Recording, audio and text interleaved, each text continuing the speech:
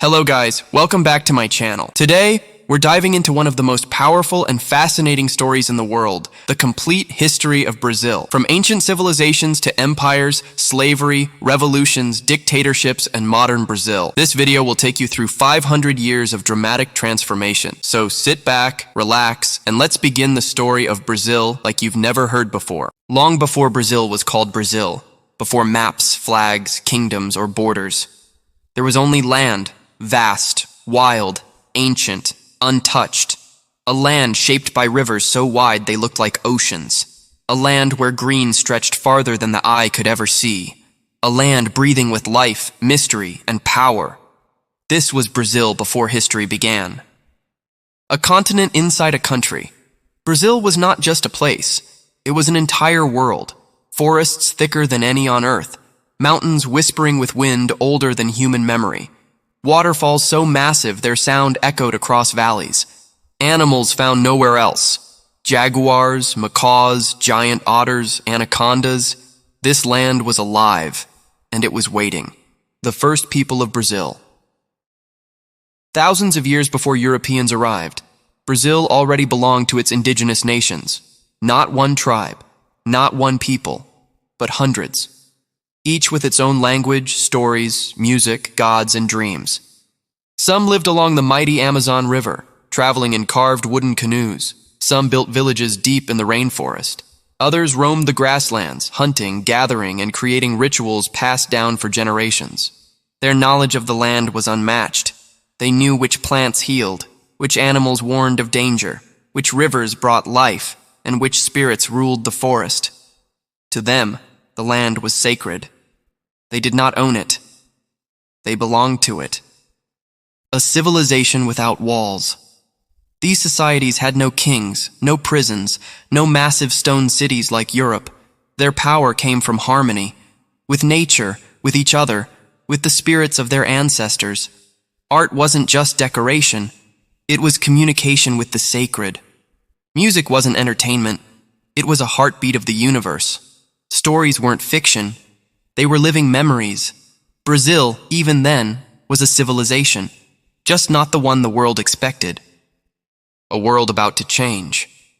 For centuries, this land lived in peace. Forests grew. Rivers flowed. Villages thrived. Children learned the old stories. Elders guarded ancient wisdom. And then, across the ocean, a storm was building. Ships were being prepared. Flags were being raised. Empires were hungry for new worlds, new wealth, new power.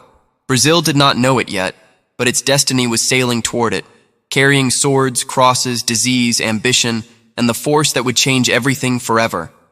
This untouched paradise, this vibrant civilization, this world of harmony, was about to face its first great turning point. The year was 1500. A time when great empires sailed across the ocean searching for land, wealth, and power. The world was changing fast, and the hunger for new territories was almost uncontrollable.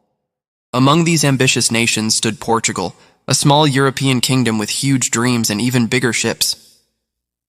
On April 22, 1500, a fleet led by Pedro Álvares Cabral spotted a massive coastline covered in thick green forests. The sailors were exhausted, their clothes soaked with salt. But the sight before them felt like a miracle. Cabral believed at first that he had discovered an island, but soon they realized it was something far greater. A land so enormous and unexplored that even their maps had no space for it. They named this new world Terra de Vera Cruz, the land of the true cross. The moment they anchored, the Portuguese stepped into a land unlike anything they had ever seen. The air smelled fresh and warm, filled with the scent of unknown plants. Birds with bright red wings flew across the sky. Rivers wider than anything in Europe roared through the wilderness. A silent kingdom of nature stood waiting. But this paradise was not empty. From behind the trees came the people who had lived here for centuries. The indigenous tribes of Brazil, each with their own language, culture, rituals, and deep respect for the land. They approached the strangers with curiosity rather than fear. They had never seen pale-skinned people before, never seen metal armor, never heard a foreign tongue like Portuguese. Some tribes believed these newcomers were spiritual beings. Others suspected they were dangerous. Cabral's men offered gifts: mirrors, beads, metal tools, items that were worthless in Europe but magical to the tribes. In return, the indigenous people shared food, water, and the warmth of hospitality. But behind the Portuguese smiles was a very different intention. They saw Brazil not as a beautiful land full of life, but as a territory ready to be taken. The discovery becomes a claim. Cabral quickly planted a massive wooden cross in the sand. His men gathered around and prayed. With that single act, he declared the land the property of Portugal. The indigenous people watched, confused. To them, land could not be owned. It was a gift from nature, shared, protected, respected. But the Portuguese worldview was shaped by power, control, and empire. And from that moment, Brazil was no longer just a discovery. It became a colony. The first exploitations. Soon, the Portuguese realized Brazil held something valuable, a red dye-producing tree called pau-brasil. It was incredibly rare in Europe and could be sold for high profit. Overnight, Brazil became a treasure chest.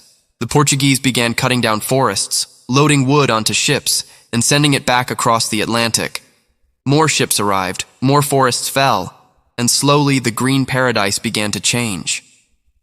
The indigenous people were forced to help, sometimes tricked, sometimes threatened. They were strong, skilled in navigating the land, and essential to Portuguese survival. But this relationship did not last peacefully. Clash of cultures. The Portuguese wanted labor, territory, and resources. The indigenous tribes wanted respect, freedom, and peace. Conflicts grew. Some tribes resisted fiercely, attacking ships and burning outposts. Others aligned with the Portuguese for survival, hoping alliances would protect their people. But Portugal had made up its mind. Brazil was too valuable to lose. Religion arrives. By the mid-1500s, priests known as Jesuits arrived to convert the indigenous population to Christianity. With crosses in their hands and the Bible in their voices, they believed they were saving souls. But in reality, they were reshaping an entire culture. They taught European customs, suppressed indigenous traditions, and forced new beliefs. What had been a spiritual world filled with ancestral gods was now being replaced by European religion. Some tribes accepted the change, others fought to protect their identity. The turning point. As Portugal continued to cut down forests and push deeper into the land, they realized one thing. To truly control Brazil, they needed more labor, more discipline, and more control than the indigenous population could give. This realization marked the beginning of something dark, a decision that would shape Brazil for the next 3 centuries. Portugal opened the gates to the African slave trade, and Brazil would soon become the heart of the largest forced migration in human history. The paradise that Cabral had once admired was transforming into a colony built on suffering, exploitation, and unimaginable human cost. The transformation of Brazil from a lush paradise into a European colony came with a terrible price, a price paid not in gold, but in human lives. By the mid-1500s, Portugal realized that the indigenous population could not meet their growing hunger for labor. Many indigenous tribes resisted, fled, or died from diseases brought by Europeans. Their population dropped dramatically. And so Portugal made a decision, one of the darkest in human history. They turned to Africa, the beginning of the Atlantic slave trade. At first, it began slowly. Just a few ships crossing the Atlantic Ocean carrying shackled men and women. But soon, it grew into a massive, organized system of human trafficking. Europeans captured Africans through raids, wars, and deals with local leaders. They were chained together, marched for miles to the coast, and loaded onto ships like cargo. These ships were known as slave ships, but no word can fully describe the horror inside them. Hundreds of people, bound by iron chains, packed tightly into the lower decks where sunlight never reached. The air was hot, thick, and suffocating. Many died before the ship even touched Brazilian land. Their bodies were thrown into the ocean, swallowed by the waves. And yet the ships kept coming. Every year, more and more Africans were transported to Brazil, men, women, children, mothers, fathers, torn from their homes, torn from their families, torn from their freedom. The arrival in Brazil. When the ships reached Brazil's shores, the enslaved Africans were brought to massive markets where buyers inspected them like animals. Their teeth were checked, their muscles examined, their bodies touched without permission, and then they were sold. Some to sugarcane plantations, some to coffee farms, some to gold mines, some to wealthy households. Families were separated forever. A mother might be sold to one plantation, her son to another, her husband to a third. Their screams, their tears echoed in a land that was never meant to witness such cruelty. Life under slavery. Life on the plantations was brutal beyond imagination. Enslaved Africans worked long days under a burning sun, cutting sugarcane, carrying heavy loads, mining gold deep underground. They slept in tiny huts, often on dirt floors. They were whipped for the smallest mistakes. Many died young from exhaustion, malnutrition, or abuse. But even in the darkest days, there was something the Portuguese could not kill: the human spirit. Africans brought with them their music, their rhythms, their stories, their gods, their strength. At night, they sang songs of home, whispered memories, prayed for freedom. And slowly, their culture began to mix with indigenous and Portuguese traditions, creating what would one day become the rich cultural identity of Brazil: rebellion and resistance. As the years passed, enslaved Africans began to resist. They refused to be silent. They refused to accept chains. Some rebelled violently. Some sabotaged plantations. Some escaped into the wild forests and mountains. These escaped slaves formed hidden communities known as quilombos, free villages where they lived without masters, without chains, without fear. The largest and most powerful of these was Quilombo dos Palmares, a community that survived for almost a century. It grew so strong that it became a symbol of hope for every enslaved African in Brazil. And it was here that a hero would rise, one whose name would echo through centuries. His name was Zumbi, the warrior of freedom. Zumbi was born in Palmares and raised by people who had escaped slavery. He learned the art of war, strategy, and survival. He believed that freedom was not a gift, it was a right. When Portuguese armies came to destroy Palmares, Zumbi fought with unmatched bravery. He led raids against plantations, freed more enslaved Africans, and built a resistance movement the Portuguese feared. For decades, the Portuguese tried to crush Palmares. They sent soldiers, weapons, threats, but Zumbi refused to surrender. Even when the community was eventually defeated, Zumbi continued fighting alone in the forests, refusing to live as a slave. He was captured and killed in 1695. But his legacy lived on. To millions of Brazilians today, Zumbi is a symbol of courage, justice, and freedom. Brazil, the largest slave colony in the world. As the slave trade expanded, Brazil became the largest importer of Africans in history. Nearly 40% of all Africans brought to the Americas were taken to Brazil. The nation's economy grew rich from sugar, coffee, gold, and later cotton. But all of it was built on the backs of enslaved people. Their sweat shaped the land. Their hands built the cities. Their tears watered the soil. And yet, for centuries, their suffering was ignored. The slow road to change. By the 1800s, people around the world began to speak against slavery. Revolutions were happening, empires were changing, ideas of human rights were spreading. Brazil was the last major country in the Western world to end slavery.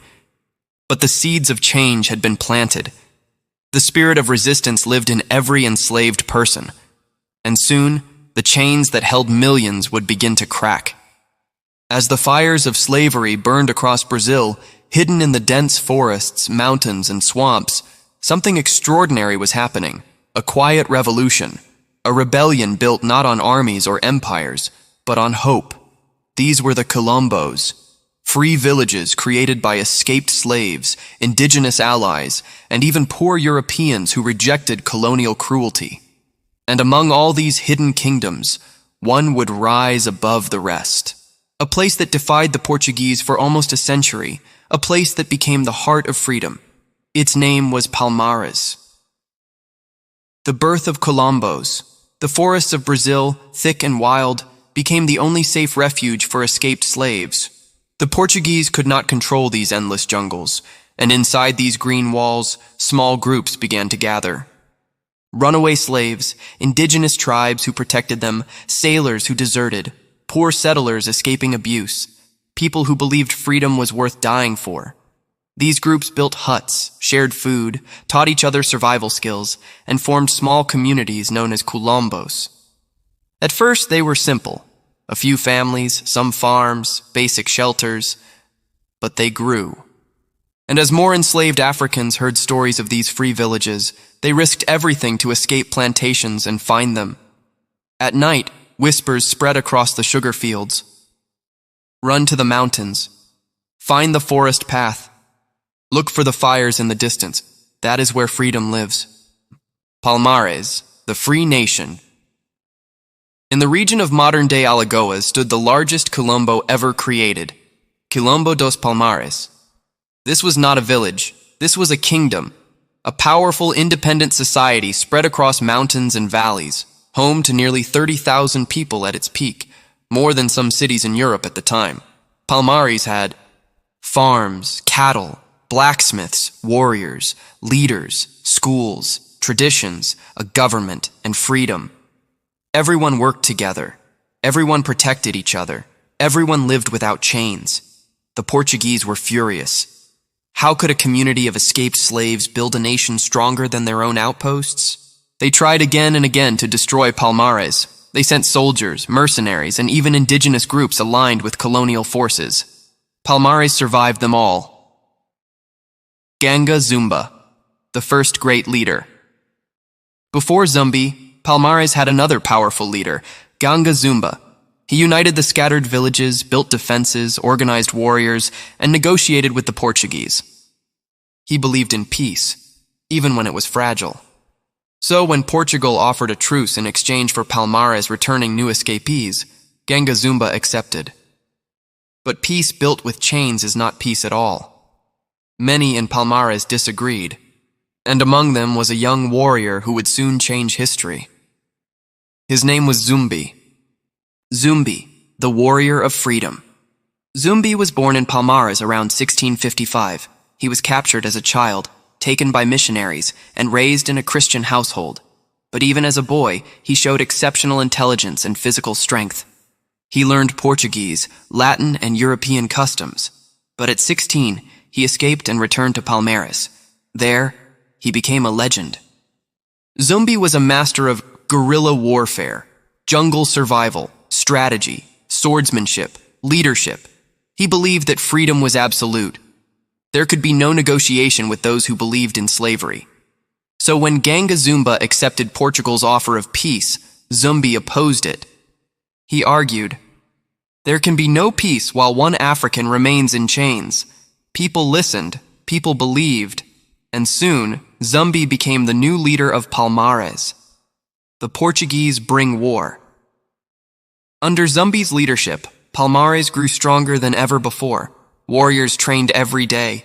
Women and men fought side by side. New escapees joined constantly.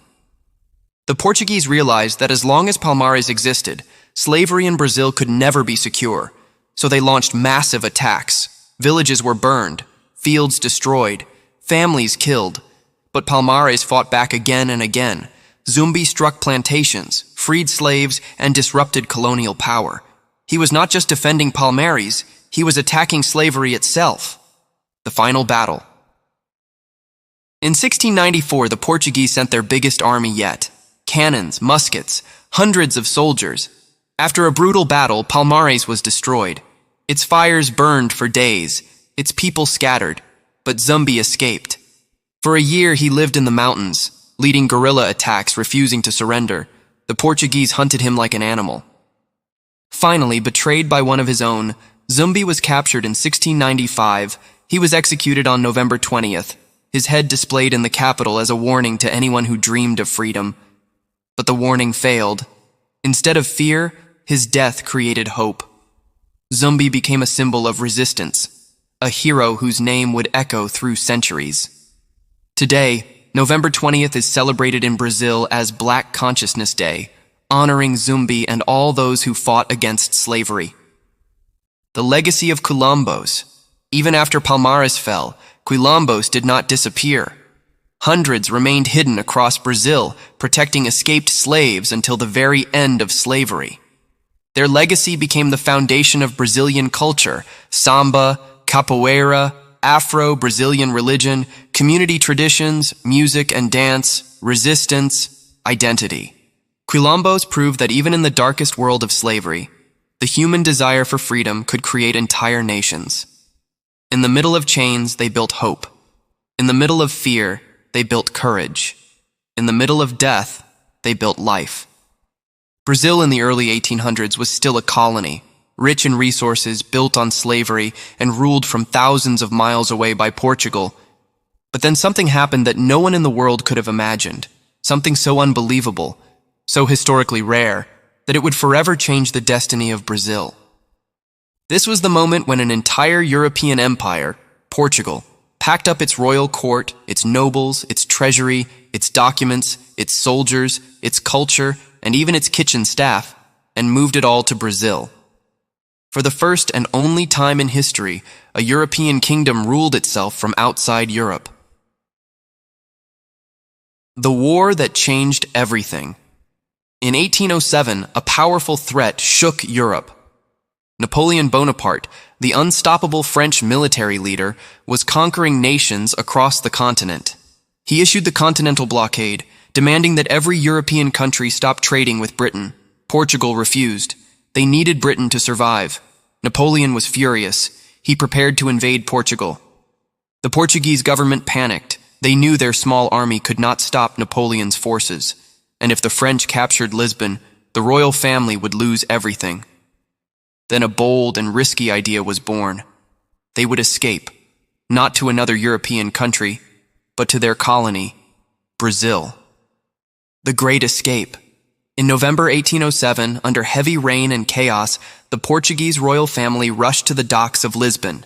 Nobles carried trunks filled with gold, jewels, paintings, and royal documents.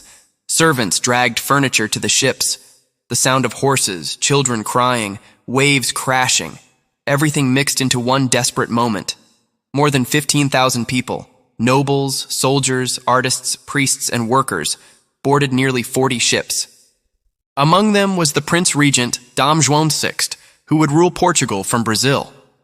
As the ships sailed away, Napoleon's army marched into Lisbon. Portugal had escaped in the nick of time. For the next 50 days, the fleet crossed the Atlantic Ocean. Storms hit, supplies ran low, disease spread, many died during the journey.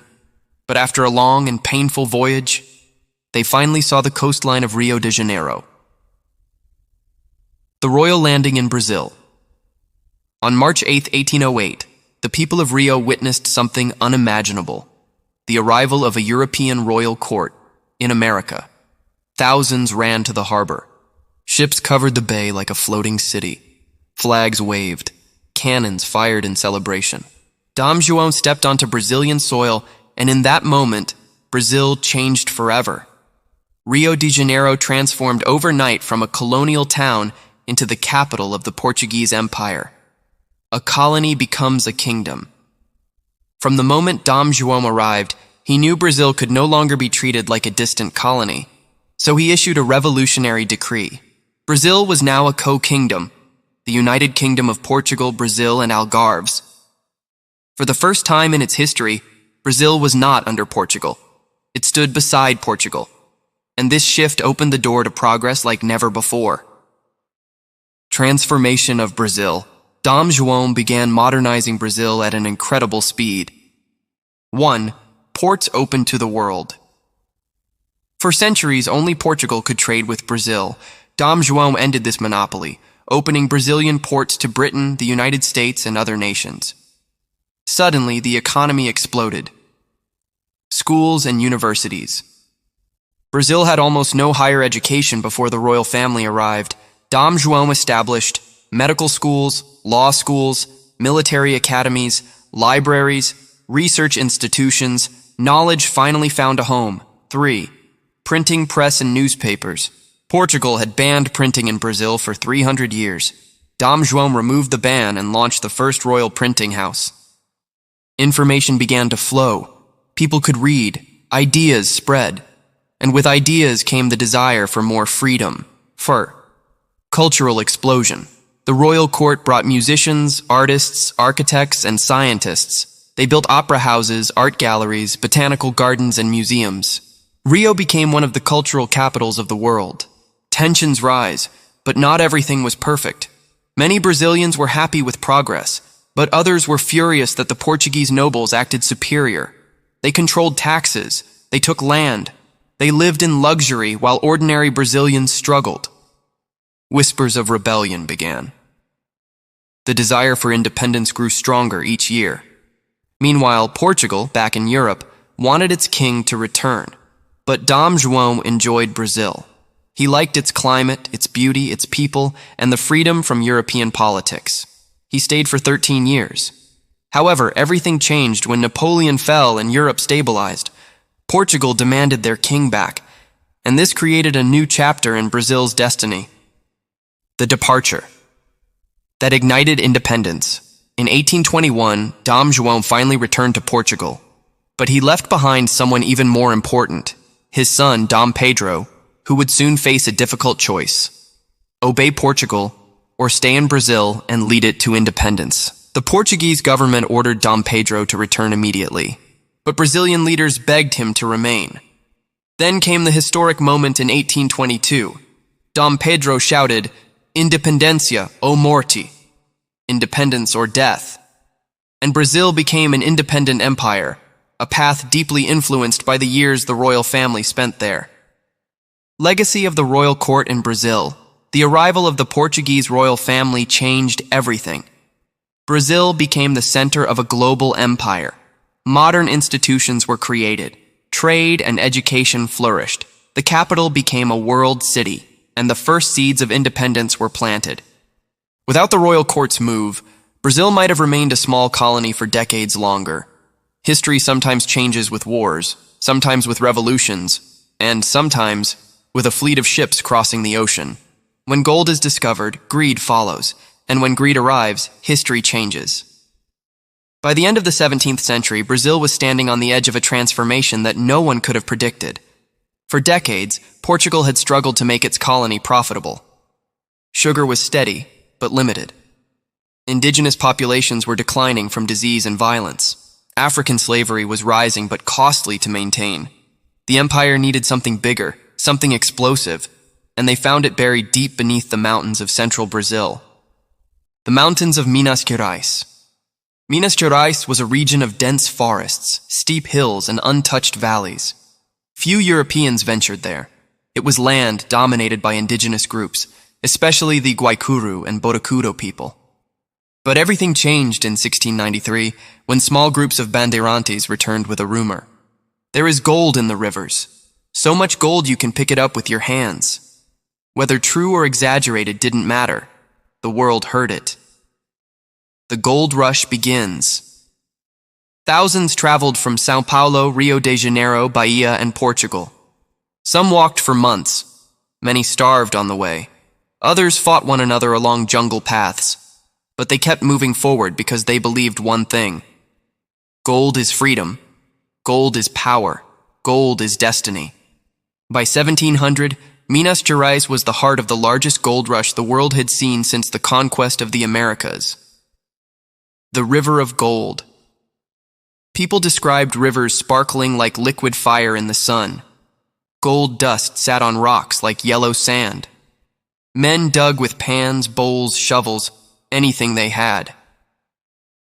The Portuguese crown quickly realized the madness could destroy order. So they declared, "Every fifth piece of gold belongs to the king." It was called the Royal Fifth, o Quinto. Tax collectors arrived, soldiers arrived, and slavery expanded rapidly because gold needed labor. Tens of thousands of African slaves were forced to work in dangerous mines, breathing dust, collapsing lungs, drowning in flooded tunnels. Many never saw daylight again. Brazil's wealth was growing, but so was its suffering. Birth of new cities. The gold rush created towns almost overnight. Ouro Preto, the richest colonial city in the Americas, Sabará, Mariana, Diamantina. Ouro Preto became a cultural treasure. Churches covered in gold leaf rose from the mountains. Artists like Alejandro carved masterpieces. Music, poetry, and architecture flourished. Gold made Brazil shine, but Portugal shine even brighter. Portugal's dependence. By 1730, nearly half of Portugal's income came from Brazilian gold. Lisbon was rebuilt, palaces were decorated, Portuguese nobles lived in luxury, but the colony paid the price. Heavy taxes, harsh punishments, strict controls over trade. The crown wanted every grain of gold, and if Brazilians complained, soldiers answered. The War of the Emboabas, 1707-1709, gold brought wealth, but also war. Paulistas from São Paulo believed they deserved special mining rights because they discovered the gold. Newcomers, the Emboabas, said no. Tensions exploded into a violent conflict in the mountains. The Paulistas lost. Many were forced to leave. The crown gained more control, and the message was clear. Gold belongs to Portugal, not Brazilians. Diamonds add more fire. In 1729, diamonds were discovered. The world went into shock. Gold and diamonds? Portugal grew richer than ever. But strict controls made life harder. Every stone was counted. Anyone caught hiding a diamond faced death. Fear ruled the mines. A spark for future revolts. With wealth flowing out of Brazil and poverty growing inside it, anger began boiling in the hearts of educated Brazilians. Among them were thinkers, poets, soldiers, including a young man named Joaquim José da Silva Xavier, Tiradentes. He would later ignite Brazil's first major independence movement. The seeds of rebellion were planted during the gold cycle. Gold gave Brazil wealth, but injustice gave Brazil rebels. By the late 18th century, the golden age of Minas Gerais was fading. The mines were running dry. The mountains that once glittered with gold dust now echoed with silence and empty tunnels. But Portugal continued demanding the same heavy taxes, even though gold production had dropped sharply. This injustice created anger, desperation, and something far more dangerous, the dream of freedom. The darkness before the storm. In Ouro Preto, life was changing. Streets that once bustled with miners and merchants now carried the quiet footsteps of people sinking into poverty. Soldiers came more often, tax officials grew more aggressive, and the crown issued a terrifying decree. Derrama, the forced tax collection, the Portuguese government announced, "If Brazilians cannot pay their full gold tax, we will take property, livestock, and even homes." People panicked. Families hid valuables. Shops closed. Those already struggling now faced ruin. The feeling in Minas Gerais was clear. Enough is enough. Among the educated elite, whispers began. Quiet conversations behind wooden doors, in candlelit rooms, in taverns filled with fear. They talked about liberty, about justice, about rebellion. And at the center of those whispers stood a man who would become a national symbol. Tiradentes, the man who would not bow, Joaquim José da Silva Xavier, known as Tiradentes, the tooth puller, was not a wealthy man. He was a soldier, a dentist, a traveler. But he had something more powerful than gold, courage, and vision. He watched miners suffer. He watched the crown choke the people. And he believed in a different Brazil, a Brazil without Portuguese chains. Tiradentes spread ideas from the American Revolution, freedom from colonial rule, a republic instead of a monarchy, equality among citizens, a nation ruled by its own people. These ideas burned inside him like a flame waiting to ignite the mountains. The secret meetings. A group of influential Brazilians began meeting in private. They included poets, military officers, lawyers, priests, politicians. Together, they formed what would be known as the Inconfidencia Mineira, the Minas Conspiracy.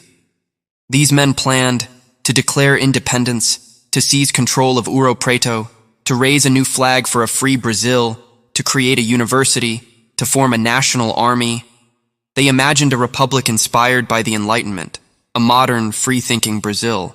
Tiradentes was the most passionate of them all. While others hesitated, he pushed boldly, "If we do not fight now, we will die as slaves." Betrayal, but revolutions are fragile. One of the conspirators, Joaquim Silverio dos Reis, chose gold over freedom. Fearing debt and hoping for rewards, he betrayed the entire movement to the Portuguese authorities.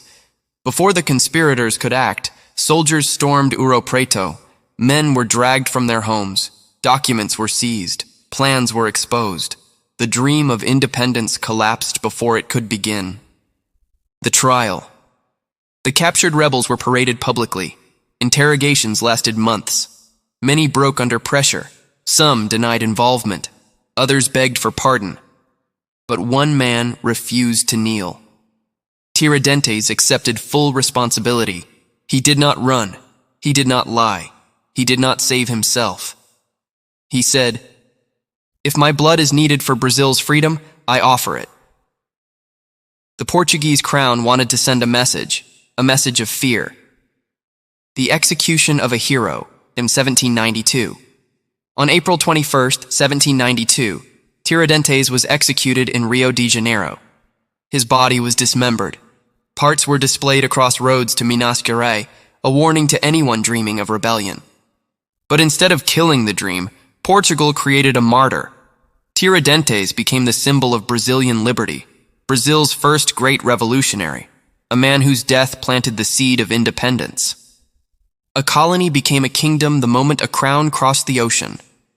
At the dawn of the 19th century, Brazil stood on the edge of another historic transformation, one that would turn the colony into the heartbeat of an empire. And it all began with a single word whispered across Europe: war. Napoleon's shadow over Europe.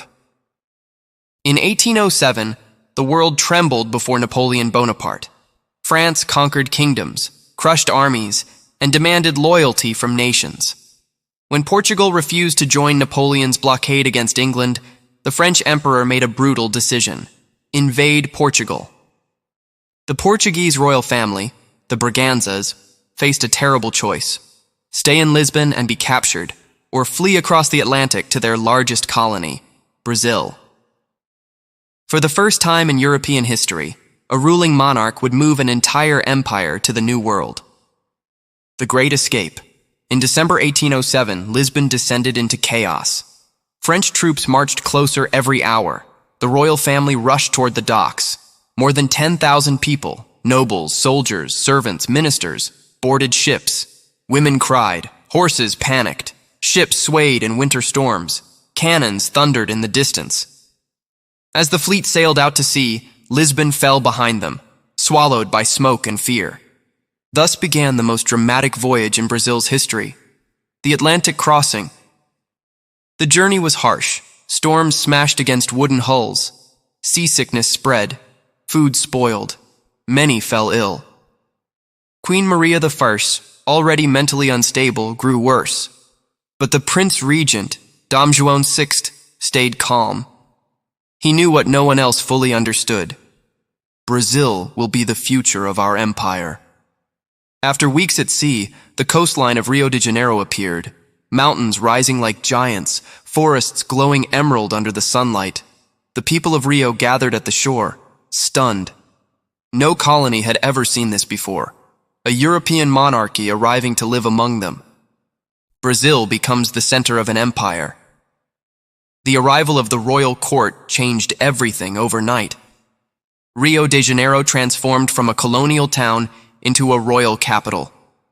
Streets filled with soldiers, carriages, silk-robed ministers, and European diplomats. Dom João opened Brazil to the world. One ports opened to friendly nations, 1808. For the first time, Brazil could trade with countries besides Portugal.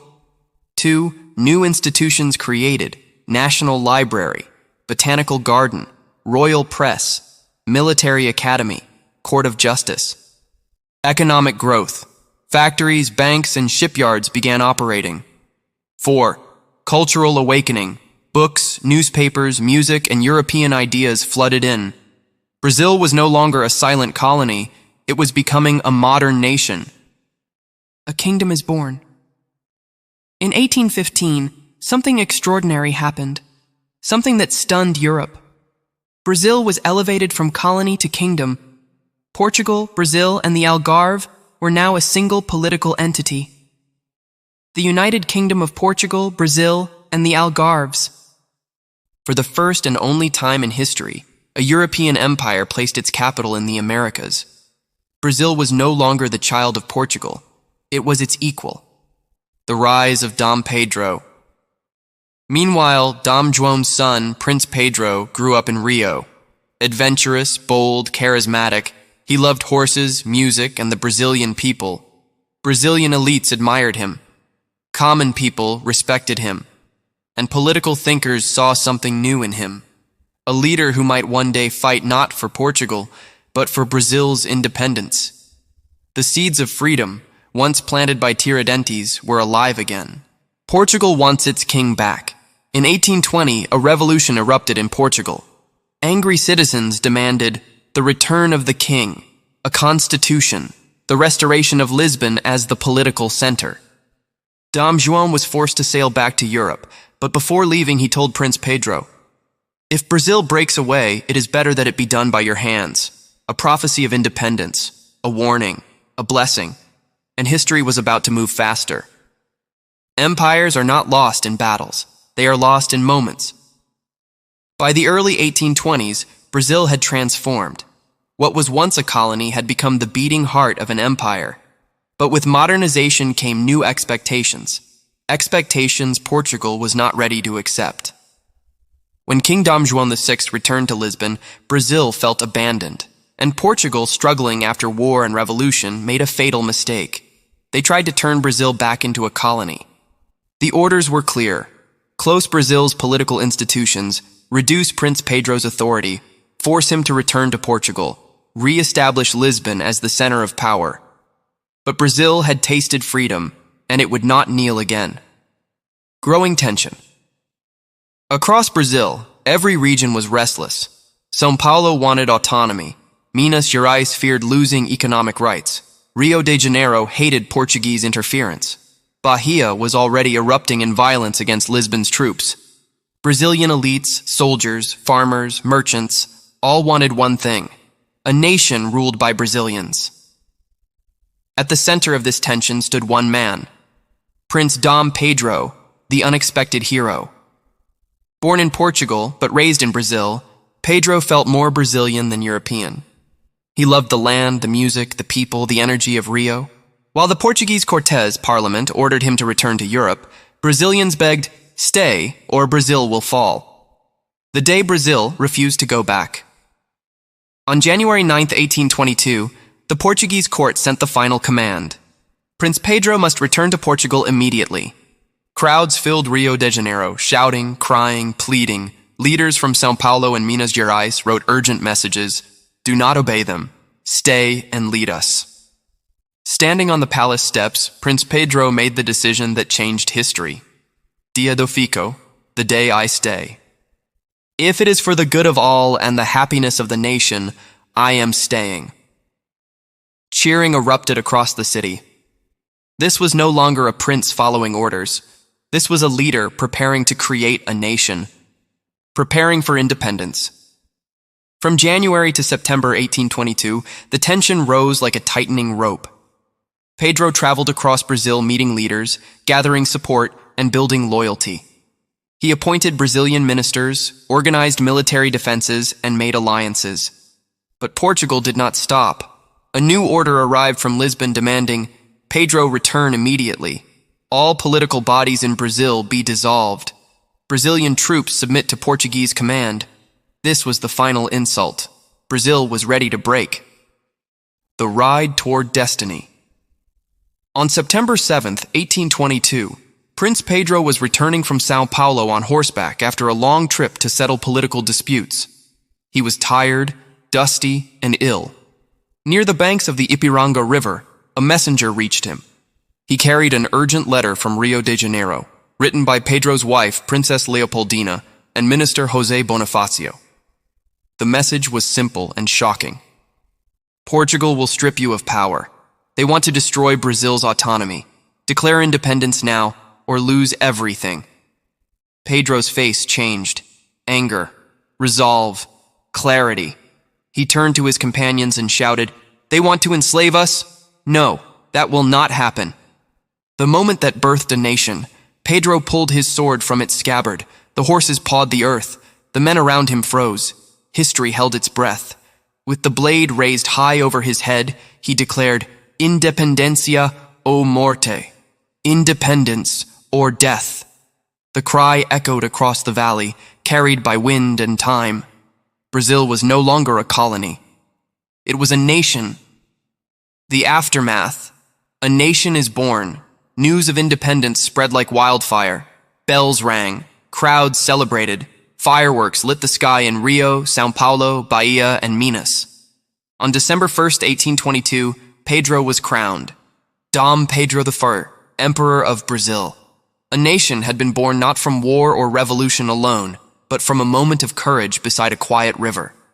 Brazil's long road to independence was complete, but its journey as a nation had just begun. Winning independence is hard. Keeping a nation together is harder. Brazil entered its new life as an independent empire with celebration, music, and hope. But beneath the fireworks, storms were gathering. Independence had united the people against a common enemy, Portugal, but now the real test began. How do you govern a country larger than Europe, filled with different cultures, regions, and ambitions? Dom Pedro I was about to learn that freedom comes with a price. The young emperor's burden. When Dom Pedro was crowned Emperor of Brazil on December 1st, 1822, he faced a country still finding its identity. Brazil was enormous, diverse, poorly connected, lacking roads, schools, and institutions, filled with regional rivalries. Yet Brazilians looked to him with hope. Pedro was courageous, charismatic, emotional, impulsive, an emperor with the heart of a revolutionary, but the temperament of a soldier. He loved Brazil deeply, but he struggled to balance Brazilian interests, Portuguese loyalties, foreign pressures, internal politics, and soon all of these pressures would collide. The war for independence in the north. Although Pedro declared independence in 1822, some regions, especially in the north and northeast, remained loyal to Portugal.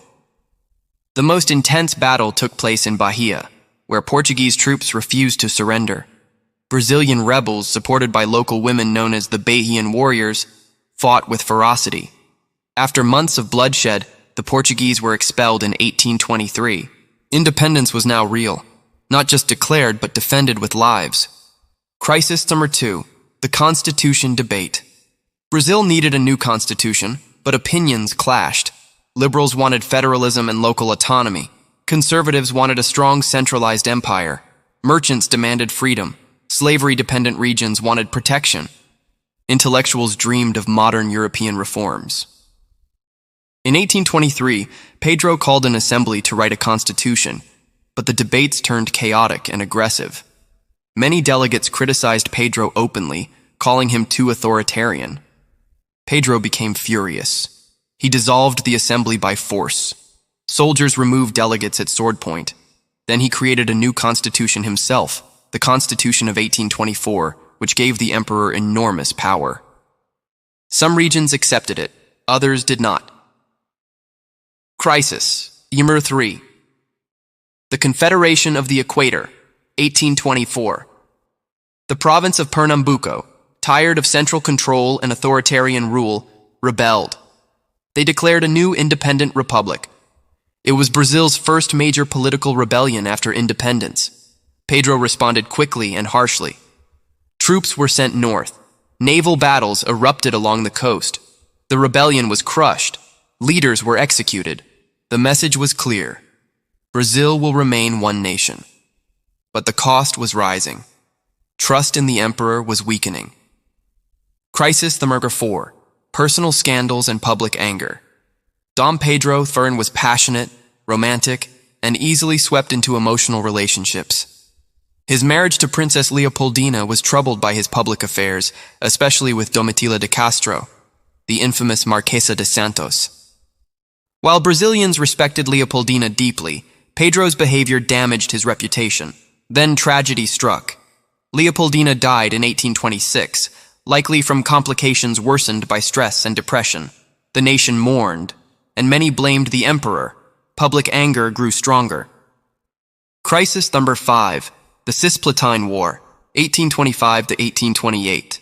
The region known as Cisplatina, modern-day Uruguay, revolted against Brazil, supported by Argentina. Pedro launched a costly war to keep the territory. The conflict dragged on for years, draining money and lives. Brazil's economy collapsed. The army grew restless. Citizens wondered why they were fighting a war they never wanted. In 1828, Brazil lost. Uruguay became an independent nation. This humiliation shattered Pedro's political authority. Crisis number 6. Rising conflict with Portuguese rebels. Pedro was still heir to the Portuguese throne. When his father died in 1826, he briefly became king of Portugal too, under the name Pedro IV, but abdicated in favor of his young daughter Maria II. This caused turmoil in both countries. Many Brazilians feared Pedro would abandon Brazil for Portugal. Portuguese immigrants in Brazil also clashed with native-born Brazilians. Riots broke out in Rio. Shops were looted. People fought in the streets. Pedro's popularity collapsed completely. The abdication. The emperor steps down. By 1831, Brazil was exhausted. Economy broken. Public trust shattered. Rebellions rising. Soldiers refusing orders. Politicians turning against the emperor. On April 7, 1831, during a night filled with protests and shouting crowds outside the palace, Dom Pedro I made his final decision. He walked into the room where his 5-year-old son was sleeping. He kissed his forehead. Then he wrote a short message. I abdicate in favor of my son, Pedro II. I leave for Europe. May Brazil prosper. At dawn, he left the palace quietly and sailed away. The first Brazilian empire had fallen. A child now stood as emperor. But Brazil was not ready for peace. When a child becomes emperor, the nation becomes the guardian, or the battleground. On April 7, 1831, Brazil awoke without an adult emperor. Dom Pedro I had sailed away into the dawn, leaving behind a divided political system, fragile national unity, a broken economy, a restless army, and a 5-year-old emperor, Pedro II. Because he was too young to rule, Brazil entered a new era known as the Regency period, a time of turbulence, transformation, rebellion, and rebirth. This was the decade that nearly tore Brazil apart and forged the leader who would define its future. The child emperor, Pedro II, was gentle, curious, intelligent, but far too young to understand the burden placed on his small shoulders. The responsibility of ruling a vast empire fell not on him, but on the regents, a group of politicians who governed in his name, but no one could agree on anything. Brazil divided into 3 main groups. The moderates wanted gradual reform and stability. The liberals wanted local autonomy, reduced imperial power, and decentralization. The conservatives wanted a strong central government to maintain order. This political tug-of-war created a power vacuum, one that pulled the nation into chaos. Brazil in revolt. The Regency years became one of the most rebellious periods in Brazilian history. Regions that felt ignored or oppressed by Rio de Janeiro began to rise up. 1. Cabanagem, 1835-1840, Pará. One of the deadliest rebellions. Indigenous people freed slaves, and the poor fought for independence. Over 30% of the province's population died. 2. Farroupilha War, 1835-1845, Rio Grande do Sul. Gaucho ranchers rebelled against taxes and declared the Republic of Rio Grande. It became Brazil's longest civil war. 3. Sabinada, 1837-1838, Bahia. A revolt against the Regency demanding more local power. 4. Baleada, 1838-1841, Maranhão, a rebellion of farmers, slaves, and lower-class workers against local elites. 5. Malay Revolt, 1835, Salvador, a powerful uprising of enslaved Muslims, one of the most organized slave revolts in the Americas. Every corner of Brazil was burning, the regents were overwhelmed, the army was exhausted, and political leaders began whispering a radical idea. Bring the boy emperor to power early. The path towards stability. Amid the political madness, one man rose as the architect of solutions. Honorio Hermeto Carneiro Leão, later the Marquis of Paraná. A brilliant conservative strategist who believed Brazil needed strong central authority. He helped create reforms that strengthened the national government, organized the National Guard, modernized financial systems, reduced the power of local militias, built the foundation for future stability. But the final step needed was the return of the monarchy, not in name, but in active leadership. The conspiracy for the majority. By 1840, Pedro II was 14 years old, still legally too young to rule. But Brazilians were tired of rebellions, tired of political chaos, tired of fear. A movement began. Golpe da maioridade, the majority coup. Politicians, military leaders, and the people pushed to declare Pedro II an adult earlier than the law allowed. Crowds gathered in Rio chanting, "Queremos Pedro II." We want Pedro II. The pressure was unstoppable. Pedro II becomes emperor. On July 23, 1840, the regency officially ended. At just 14 years old, Pedro II was declared fit to govern. He stepped into the throne room wearing a uniform too large for his frame, with calm blue eyes and a seriousness far beyond his age. When he spoke, Brazil heard not a child, but a promise. I will dedicate my life to the good of Brazil. And he meant it. This boy would grow into one of the greatest monarchs in the Americas, a ruler of intelligence, stability, fairness, and vision. Brazil was ready for a new era. The storms of rebellion faded. A golden age approached. The 21st century opened like a sunrise spreading over Brazil's vast horizon, full of promise, uncertainty, and explosive change. After centuries of colonization, empire, dictatorship, and turbulent democracy, the nation stood at the threshold of something new. Brazil was ready to redefine itself, but history never moves in a straight line. A new millennium, a new identity. By the year 2000, Brazil had become a country of contrasts more dramatic than the Amazon storms. Modern skyscrapers shadowed over sprawling favelas. Futuristic airplanes rolled out of Brazilian factories, while some villages still lacked clean water. Rich and poor, old and new, these forces collided every day. But there was also an electricity in the air. Brazilians believed change was possible. They had survived everything the last 500 years had thrown at them. The world was finally paying attention. The rise of a global cultural superpower. Brazil's influence exploded into global culture like wildfire. Football legends became international gods. Samba, bossa nova, and funk shook dance floors worldwide. Brazilian actors, models, and creators became household names. The world fell in love with the country's rhythm, color, energy, and soul. The 2000s were Brazil's moment. Billions began to see Brazil not only as a country, but as a feeling, vibrant, alive, unstoppable. A boom, fueled by hope. In the mid-2000s, Brazil experienced one of its greatest economic expansions. Millions of people rose from poverty and entered the middle class for the first time. New homes, new cars, new dreams. Brazil felt invincible. Shopping malls filled, universities expanded, businesses boomed, Brazilians flew on airplanes who had never even seen an airport before, and for a brief shining moment, it looked like Brazil might finally escape the weight of its past. But history, like the Amazon River, always twists. A fall, just as sudden, the global economy shifted, and Brazil broke. A massive corruption scandal, one of the largest in modern history, shook the nation. Politicians, businessmen, corporations, hundreds were exposed. Billions of dollars had been stolen. People protested in the streets, furious and betrayed. The hopeful dream fell apart. The economy sank.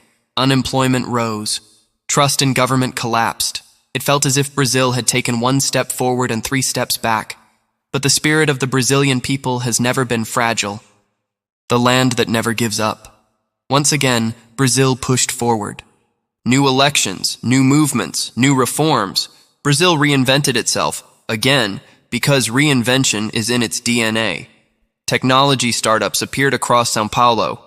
Renewable energy projects spread through the countryside. Young Brazilians dreamed of opportunities their grandparents never had. The world watched as Brazil fought to protect the Amazon, and at times struggled to control its destruction. The battles of the new century were different, but no less intense.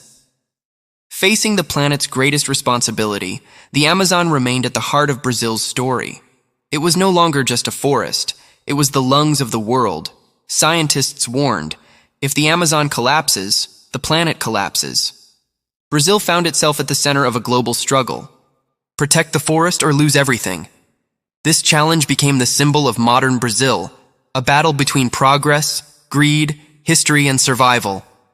But throughout all of this, one truth echoed: Brazil mattered, more than ever. Finding unity in diversity. By the 2020s, Brazil had become one of the most diverse nations on Earth, a mixture of indigenous heritage, African strength, European influence, Middle Eastern traditions, Asian culture, and local brilliance blended into one extraordinary identity. Brazil wasn't just a nation, it was a planet inside a country. A place where every color, every rhythm, every background created something new. And despite disagreements, despite political storms, despite all the chaos, Brazilians shared one thing: hope. The new Brazil emerges. Brazil stands today at a crossroads. It is young, over half the population is under 30. It is creative, one of the most innovative digital cultures in the world. It is powerful, the largest economy in Latin America. It is fragile, the Amazon is still endangered. It is resilient, the people refuse to surrender. The nation that began with explorers landing on a strange shore is now a global force shaping the future. Brazil's story, 5 centuries long, is still only beginning. And through every triumph, every heartbreak, every revolution, there has been one consistent truth: Brazil rises, always.